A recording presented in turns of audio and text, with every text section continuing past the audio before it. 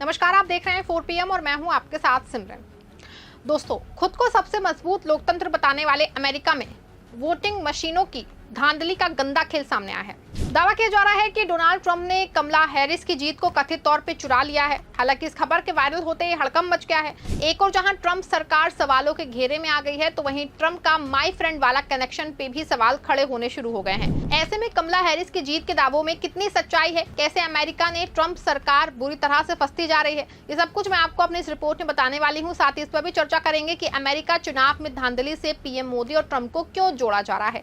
दोस्तों, साल 2024 का अमेरिकी राष्ट्रपति चुनाव एक तमाशा बन गया। डोनाल्ड ट्रंप ने कमला हैरिस को हरा के व्हाइट हाउस पे कब्जा जमा लिया। लेकिन सच्चाई क्या है? सोशल मीडिया और कई विश्वसनीय स्रोत चीख चीख कर कह रहे हैं कि कमला हैरिस की जीत को वोटिंग मशीनों की धांधली ने ट्रंप की जीत में बदल दिया।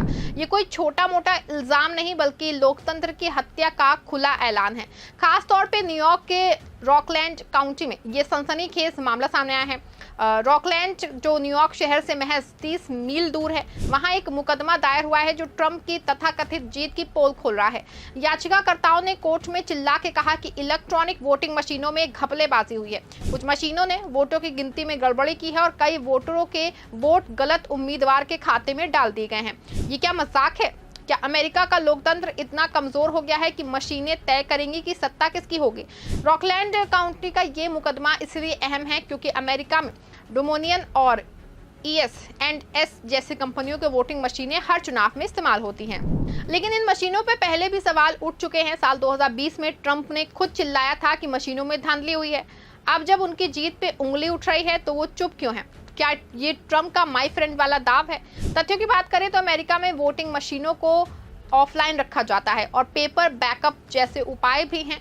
लेकिन रॉकलैंड काउंटी में याचिकाकर्ता कह रहे हैं कि सॉफ्टवेयर अपडेट्स और टेस्टिंग में गड़बड़ियां थी। ये केस अभी कोर्ट में है और इसका नतीजा ट्रंप की जीत की सच्चाई को बेनकाब कर सकता है। वहीं दूसरी ओर अगर अपने देश की बात करें तो नरेंद्र मोदी की सरकार ने वीवीपैट और मतदाता सूची के जरिए लोकतंत्र का गला घोटने का आरोप लगा रहा है। विपक्ष का आरोप रहा है कि वीवीपैट का इस्तेमाल 1990 के दशक में हो रहा है, लेकिन मोदी राज में ये मशीनें जनता की आवाज नहीं बल्कि बीजेपी की जीत का हथियार बन गई हैं। विपक्षी दल खास के कांग्रेस और समाजवादी पार्टी बार बार चीख के कह चुके हैं कि वीवीपैट में धांधली हो रही है, लेकिन मोदी सरकार इन इल्जामों को खारिज करती रही है। बता दें आपको, साल 2024 के लोकसभा और हरियाणा महाराष्ट्र के विधानसभा चुनाव का मुद्दा सामने आया था।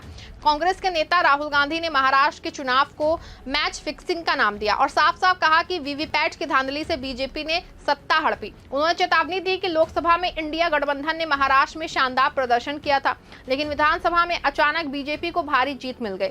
ये कैसे संभव है? राहुल गांधी ने इसे चुनाव चुराने का खुला खेल करार दिया और मतदाता सूची में फर्जीवाड़े का भी इल्जाम लगाया। राहुल गांधी ने मांग की कि मतदाता सूची को सार्वजनिक किया जाए और शाम 5 बजे के बाद की वोटिंग की वीडियोग्राफी दिखाई जाए। उनका कहना है कि मतदाता सूची में बड़े पैमाने पे हेराफेरी हुई, फर्जी वोटर जोड़े गए और असली वोटरों के नाम काट दिए गए। हरियाणा में भी यही हुआ। कांग्रेस ने इल्जाम लगाए, यहाँ बीजेपी ने अचानक जीत हासिल की।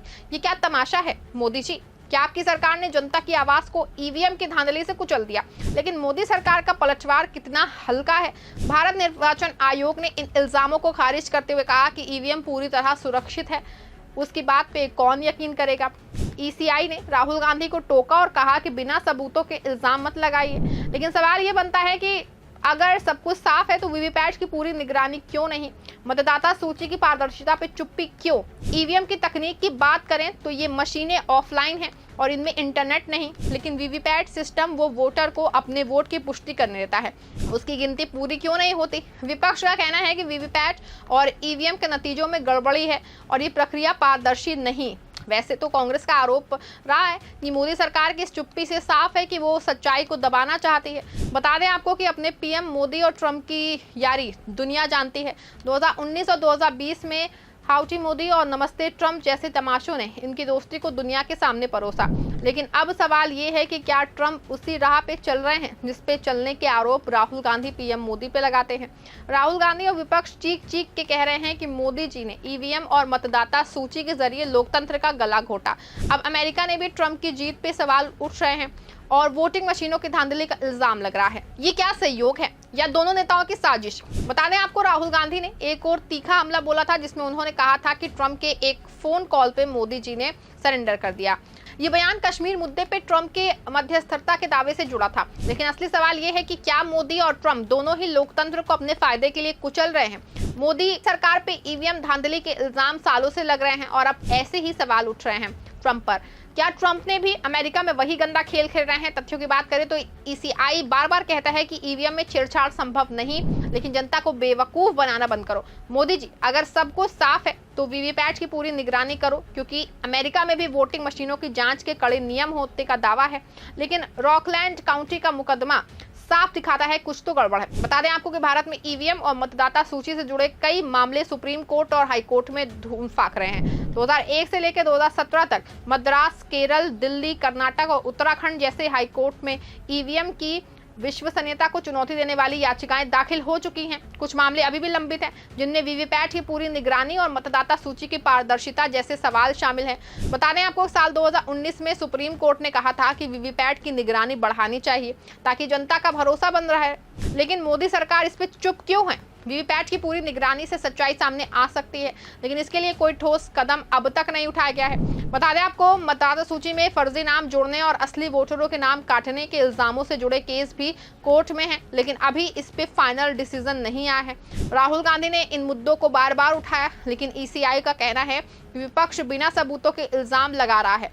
अरे ईसीआई साहब, जनता को जवाब दो। अगर सब कुछ साफ है तो मतदाता सूची और वीवीपैट की पूरी जानकारी क्यों नहीं? ऐसे में साफ है कि चाहे अमेरिका में रॉकलैंड काउंटी का मुकदमा हो या भारत में ईवीएम और मतदाता सूची का घोटाला, दोनों जगहों पे दुनिया के दो बड़े लोकतंत्र को लेकर सवाल खड़े हो रहे हैं। चाहे हमारी मोदी सरकार पे ईवीएम धांधली के इल्जाम सालों से लग रहे हों और अब ट्रंप भी उसी राह पे है। बता दें आपको कि दोनों देशों में विपक्ष के अलावा नेता विरोधी दल भी इस मुद्दों को उठा रहे हैं, लेकिन सवाल ये है कि क्या इसी तरह का इल्जाम लगना किसी भी बड़े लोकतंत्र के चेहरे पे धब्बे जैसा नहीं है? क्या इस तरह के इल्जाम ना सिर्फ सरकारों की छवि को भी खराब कर रहे हैं, बल्कि पूरे लोकतंत्र की प्रणाली पर भी सवाल खड़े कर रहे हैं? अगर जनता के फैसले को चुनाव आयोग या उसकी मशीनें गलत तरीके से पेश करेंगी तो क्या लोकतंत्र जीवित रहेगा?